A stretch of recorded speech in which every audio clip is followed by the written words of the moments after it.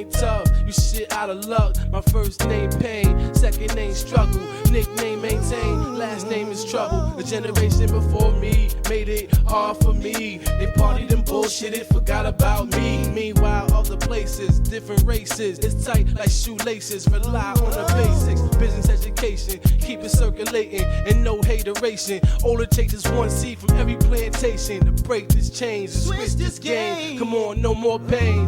Child is struggling, every day hustling, life is struggling, stress keeps doubling. I wanna give it up, it's hard to keep up. I wanna sit back and kick my feet up. Child is struggling, every day hustling, life is troubling, the stress keeps doubling. I wanna give it up, it's hard to keep up. I wanna sit back and kick my feet up. What y'all know about not eating at night and not sleeping at night? Walk the block, avoid the... This is a Marshall Enterprises presentation. Peace, everybody. Shalom, Hotep. Assalamu alaikum. Peace be unto you. This is a very serious topic. It's a very important topic. And I urge you to watch this video over and over and over again and share it because of the importance of it. Today, I want to talk to you about generational wealth. Generational wealth. Everyone but us experienced this, and this needs to change. And there are things that you can do today to facilitate that change. For many years, there have been laws that have been passed. There were regulations put in place. There were straight racism and things that contributed and played a part in keeping us from attaining and keeping wealth. Public schools don't truly teach you economics, tax law, etc. And we must find out these things on our own. In our community, if your parents don't know, chances are you're not going to know. If you go out to a friend's house or hanging out with your best friend's parents know, then you may pick it up. That's if you're in tune. You could not, you could be associating with a rich or wealthy family and not picking up those traits of what they're doing to acquire or to maintain that wealth. You could just be enjoying the fruits and wondering why your family don't have the same fruits. Other ethnicities also work together more than we do. It's a problem. I don't have to point out which ones, but they will bunk up into a two-bedroom apartment, and have 30 to 40 people in there. The rent is $2,000, but they're splitting it amongst everybody in the house. Everybody's working with the exception of the kids going to school, but everyone's working and everyone's pooling their resources. This happens in a lot of ethnicities except ours because we need our space. Everyone wants to move out and have their own. You got a family of 7. Everyone moves out. So now this one's paying $2,000 a month. This one's paying $1,600. This one's paying $1,300. But again, you got that other family, 20 people in the house, and they all splitting the rent at $2,000. Or they might be splitting that mortgage because they know that rent is going to go out the window. That mortgage eventually is going to pay off that house. I usually start off my videos. This is a Marshall Enterprises presentation. And the reason I do that is because these videos and most of the work that I do is going into a pool. It's a Marshall Enterprises pool. We are working on generational wealth. And the umbrella of our company owns all the other small companies under it. We are doing things to help fight and overcome that generational wealth curse. Poor people have it. Rich people need it. If you eat it, you die. What is it? Talk about that later. Now, generational wealth. What exactly is generational wealth?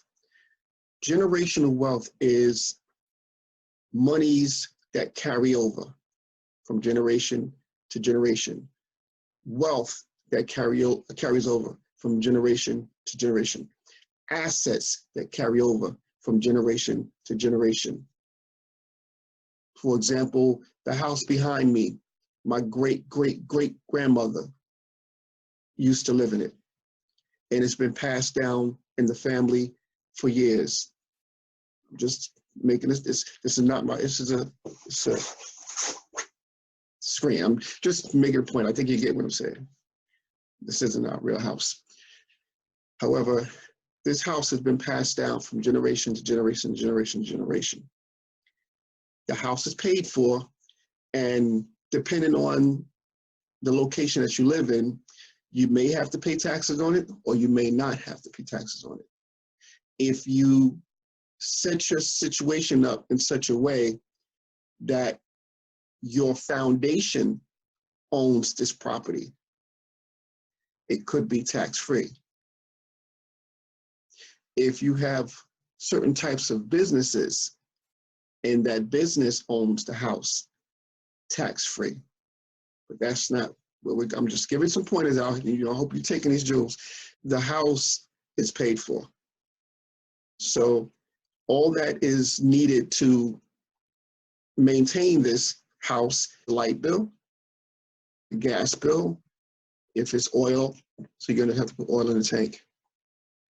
When you don't have a residence, you now have to worry about finding a place to stay, securing a place to stay, having a roof over your head, and the utilities and everything that comes with it.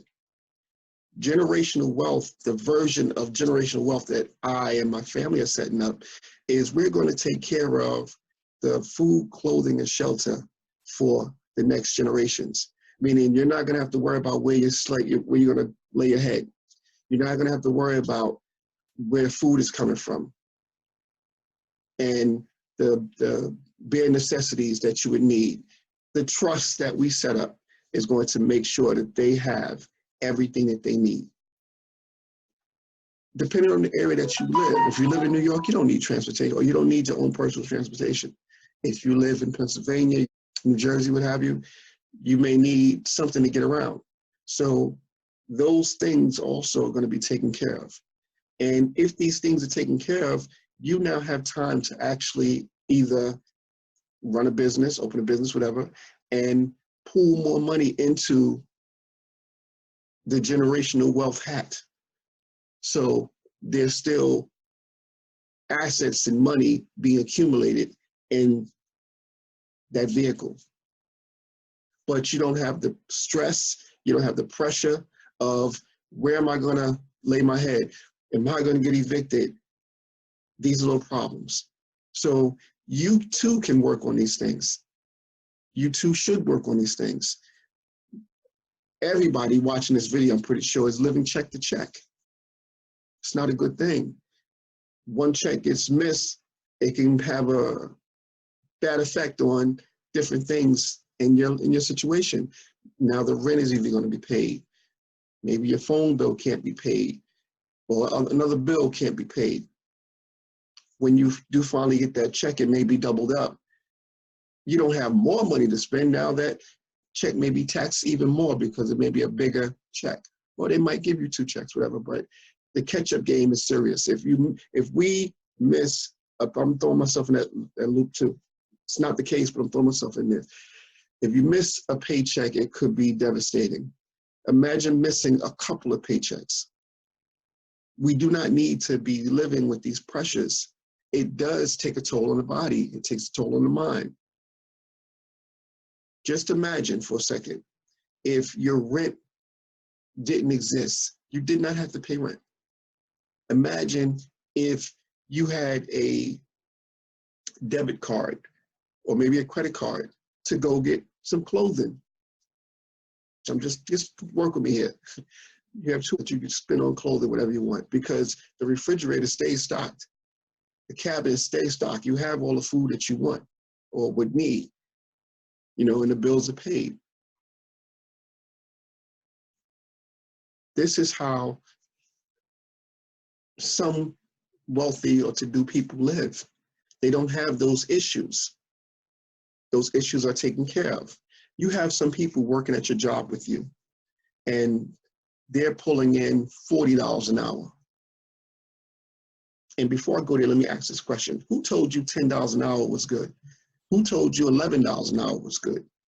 Who told you anything under $21 was good? That's good money. Oh, I'm making $17. I'm set. That ain't no damn money. Our bar is set too damn low. Too low. And when we're given scraps, we're happy. Oh, well, I'm getting $20 an hour for this job. All right. That ain't no money. That ain't no money. You have people working at your job making $40, $50 an hour.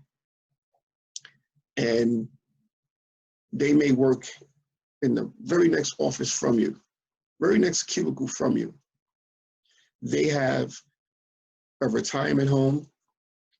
They have an expensive car. They have different retirement funds set up. Now, once their paycheck comes in and they pay that car note, they pay their mortgage bill, they pay this bill, they pay this bill, they're left off. Let me do it again. They pay this bill, they pay this bill, they pay this bill, they pay this bill. They're left with this.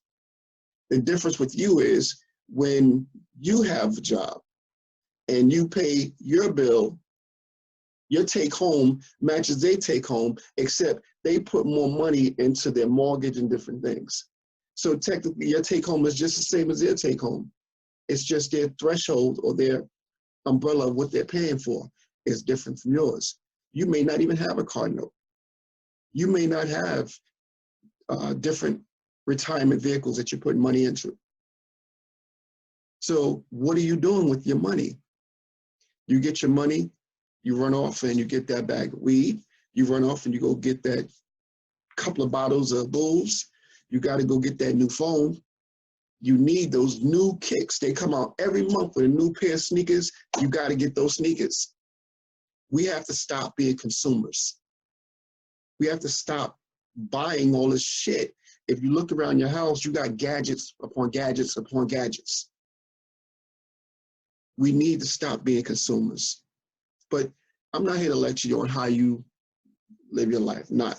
I'm just I want to give you some strategies of what you can do so you can erase that generational curse, put away some money so you have a nest egg for the next generation. Now, what this is going to take is you're going to have to not be selfish. Don't think of you in your generation right now, or you in your offspring right now, you and your kids. You need to think about your grandkids and their children. That's who you need to be setting things up right now, because you're going to have to probably skip this generation and make it effective and make it work. Now, once you set things up and put things into play for the future generation, some things need to be put in place to ensure that they are educated on what to do and how to do it. Understand? Hope you do. One of the strategies that I know works, and I know individuals, certain people do, they get insurance on the elders in their family. You take out an insurance plan on the elder family members. Insurance is for taking care of the final expenses, and it's also to give you some extra money in the event that you lose a loved one, because you may be relying on their income. And once they're out of the picture, now everything is on you. So the insurance, in a nutshell, is to pad some of that blow. However, there's cultures, Jewish cultures, I'm going to call it out, that they take out insurance on their elders. They take out insurance on other people as well. And, you know, the cash out is different insurance plans that you can take and that you can use while the person's living. And there's insurance plans that you take out in the event of a death. Death is going to happen. Death is going to happen. We invest, we bet on a lot of stuff. Two boxers in a boxing ring. You're betting that this one is going to beat that one. These guys are literally killing themselves in the ring because that next blow could be their last blow. So, point I'm making is insurance. You can take out insurance on an elder family member. You can take out insurance, and this is one-on-one with us. You can take out insurance on that wild guy in your family that you just know is either going to end up in jail or end up dead. Set up a vehicle for later on. Insurance is one of the ways that you can go. You can do a susu. Most of our people do susus all the time. We do susus for a vacation. We do susu just to put some extra money in our pocket or to do shopping or whatever. Buy that car. You can set up a susu that you can now take that and invest. That susu money can go towards real estate, can go towards a franchise, can go towards different things. Susu, think about it. For those that don't know what a susu is, it's a group of people paying into a fund, and the fund pays everyone a certain amount over time. All right, look it up. I'm not gonna go hard on susu. I don't want to give you any, because in some places, some places the susu is illegal. Let's be real, but and you got to be careful with susus you get into, because some susus, I've never been in a susu where my money was taken, but there's some susus where people didn't receive their payout, or it collapsed, or something went wrong. Someone didn't pay their portion. But if you're doing it with family, it should be on the up and ups. Real estate, if you get together with your family and you all invest in a piece of property and you all maintain that property, or maybe you'll flip it, that can bring an income that can help facilitate that vehicle for generational wealth. Franchise. Popeyes is a franchise. Wendy's is a franchise. KFC is a franchise. Trampoline place, can't remember the name, Jumpin', whatever, is a franchise. Chuck E. Cheese is a franchise. There are some franchises that have a startup cost in the millions. You may not be able to do those, but there are some that you could get into. There, for one I know, is a gym, I'm gonna get the name. I'm actually gonna put the link in here.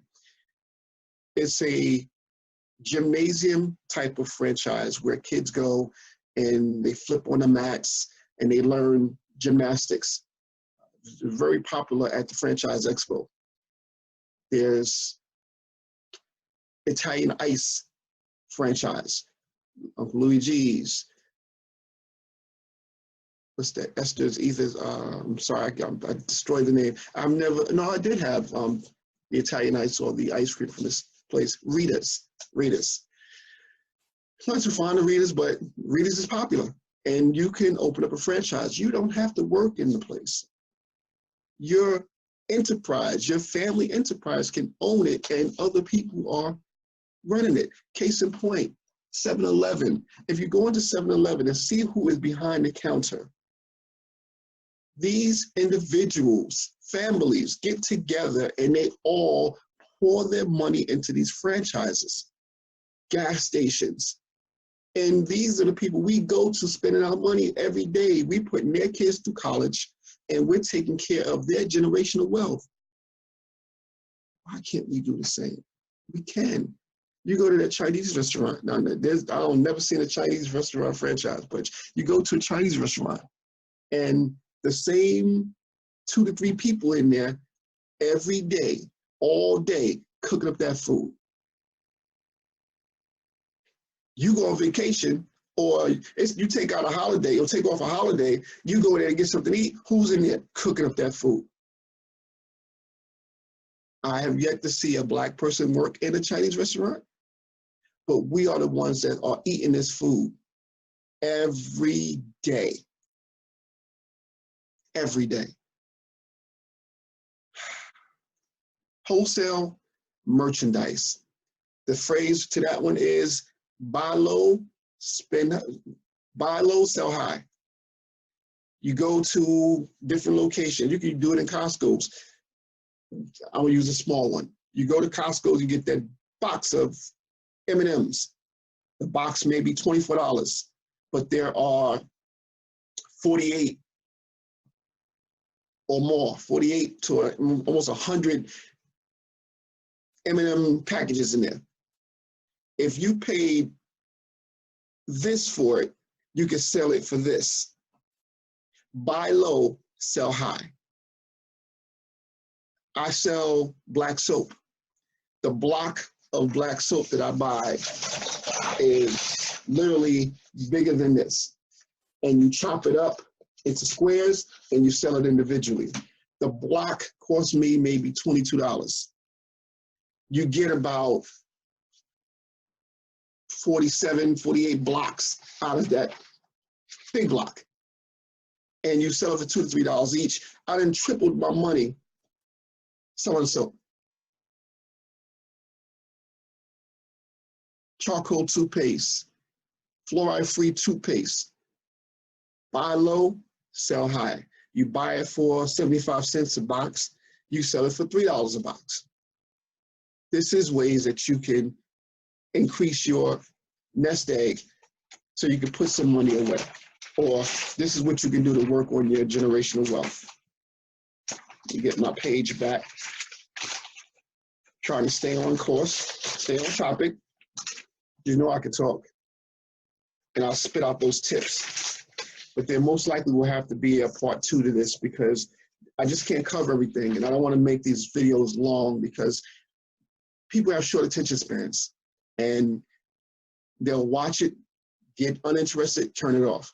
And they just missed a jewel that's coming up 2 seconds later. But anyway, wholesale merchandising. And I already mentioned stop being consumers. We have to stop buying. We put out more than we take in. Meaning, we have a paycheck, let's say $20,000. Our paycheck is $20,000, but last year we spent $30,000. How the hell is that possible? We'll find a way to do it.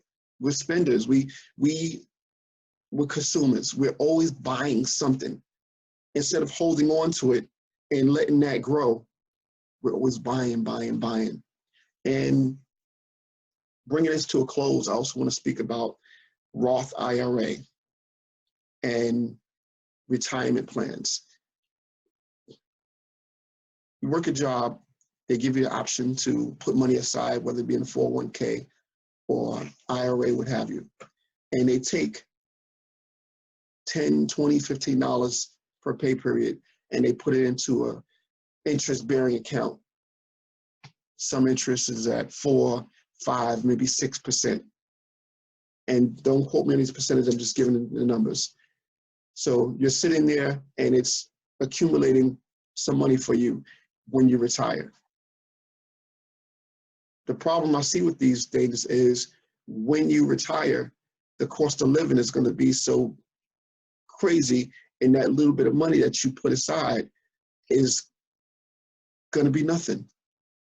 It's going to be nothing. Those of us that have experienced retro pay, you worked for a union, you didn't have a contract for a couple of years, and they send you that retro check. That feeling is nice. It's great. Oh, I got this money. Great. And a couple of weeks is gone. That's exactly the same effect you're going to have when you retire. Like, not to mention also, when you retire, you're only going to get a portion. You're going to get a paycheck. And I should have checked with someone that I know that just retired and get those numbers. Okay, what are you seeing in your account every month? $2,700, $2,700. Can you live off of $2,700? Probably can. $2,700 is not bad if you know how to budget yourself and you're not really a big consumer. However, you still got to pay rent. You still got to pay utility. You still got to pay food. You know, you still got to pay these things. And don't get sick. If you retired and you left with a nice health plan that takes care of, you know, some basic stuff, that's great. If you don't have a health plan and you do have that 401k though, you know, the ROTH IRA, you got that money, but then you get sick. Now you got to use that money to take care of your health.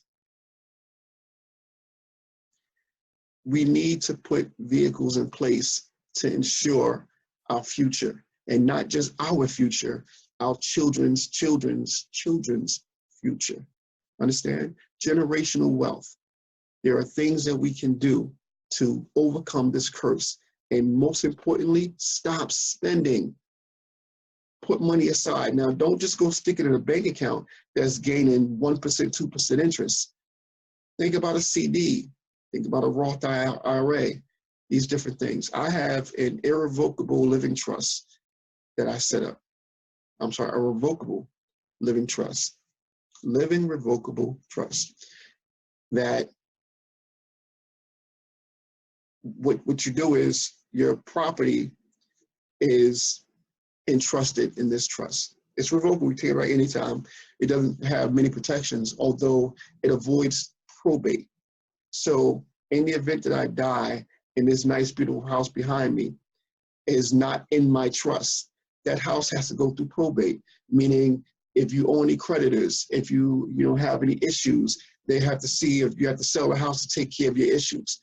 But if you put it into a trust, if you work on asset protection, once you die, your trustee or your successor now can manage your property, your assets, without having any outside interference. That's part of generational wealth as well. Don't give any money away that you don't have to. And I'm sorry, I need to close on this point. Fix your W-4. There are a lot of people that filled out the W-4 wrong. They put down how many benefits, dependents. They put down how many dependents they have. Some have no dependents. That's not how that's supposed to be done. It's not dependents, it's deductions. When you do the worksheet, you'll see which deductions you are supposed to take. Do not use the 2020 version. Use the 2019. They've changed up the form in 2020, and it's a little more confusing. Do the worksheet for 2019 and submit it. It's my advice. It's not legal advice, but if you save yourself some money, instead of giving it away, you now can take that and put it into a vehicle to help yourself achieve generational wealth. Poor people have it. Rich people need it. And if you eat it, you die. What is it? Nothing. Poor people have nothing. Rich people need nothing. If you eat nothing, you die. I hope this fed you and you didn't leave here hungry. This is Bud-Brownsville. Before I sign out, I need you to check out these videos or these YouTube pages. I asked on Facebook for my friends and colleagues to post their pages because I didn't even know they had pages, just like they probably didn't know I had a page or a channel. So check out these guys, subscribe, like, share. We all need to eat and we all can eat. And thank you for watching, because every time you watch one of my videos, YouTube puts a few coins in my piggy bank. So thank you, thank you, thank you. Peace be with you. A couple of days ago, I put up a post on Facebook asking my followers, I don't want to call them followers, Facebook friends, to post up their YouTube page if they want promotion. Anyway, I got a good response to that posting, So let's get it going here. The first page that I want you guys to check out is B.Mosley Hires. B.Mosley Hires. You see it up here. All of the links to these pages will be in the description below. All right. So do me a favor, and I'm going to keep repeating this until I'm done with this video. Leave a comment on their site. Let them know Bud Brownsville sent you, and that would be really appreciated by me. So that's B.Mosley Hires. Go check them out. See what's going on with his page, with his channel, not his page, his channel. Next up is As Rell as It Gets. Again, these are relatively new pages and some established pages, but these are Facebook friends of mine that have accounts or have channels, and I want you guys to go check them out, please. Let them know that, you know, Bud Brownsville sent you. And I think that'll be the last time. I want to keep drilling that in your head. The Mitchells. This is a popular site. These guys are really a trip. I enjoy watching their videos, so check them out as well. The Mitchells. And they're my cousins, guys. Click like, subscribe. Those are my cousins. And we got Ill-Mannered Films. Meister DL's page, or I'm assuming it's Meister DL's page, but if it's not, he's affiliated with it. But go check out Ill-Mannered Films and Photography. Right? Next up, Iron Sharpens Iron Council. I am a moderator on this group, and this is a group that puts out an enormous amount of information. The group is well put together, and Ann Smith is the administrator / founder, and she's doing a great job with this site. If you go to the YouTube page, Facebook page, and you double click the banner that you see above, it will send you into some great information that you might want to sign up for and get involved with. So Iron Sharpens Iron Council, very good site, very good videos, very good information. Go check them out. And next up, we have BLACKSTAR Carrier. Please check out BLACKSTAR Carrier. It's a fairly new site. Got some good information up there as well. Let them know about Brownsville sent you by to say hello. All right, leave a comment, please. Next up, Neterket. This is a popular site as well. We got 4.97 thousand subscribers. You know, check them out. Friends pages, like I said, and channel, friends channel. I don't want to call them pages. This is a friends channel, and good information up there. Please scroll through, click like, subscribe, share these pages with other people.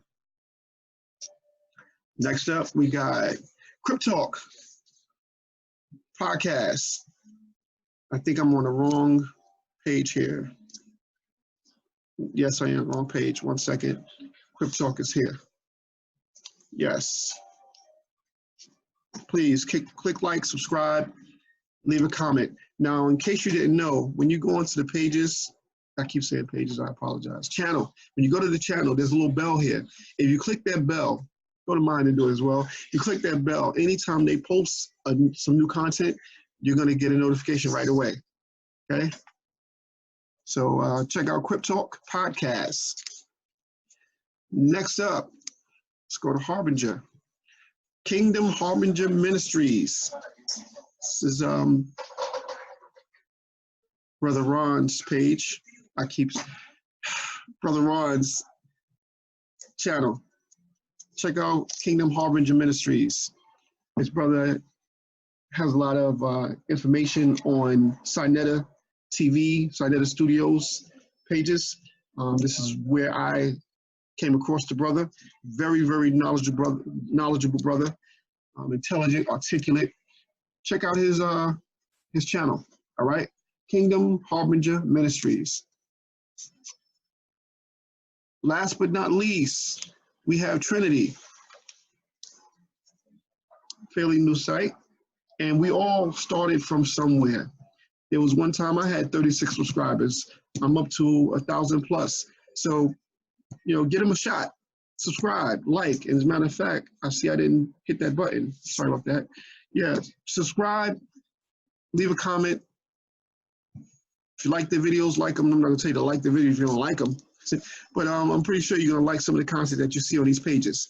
All right, and that concludes this section. If you would like to advertise on my page or my videos, excuse me, if you have a product that you wanna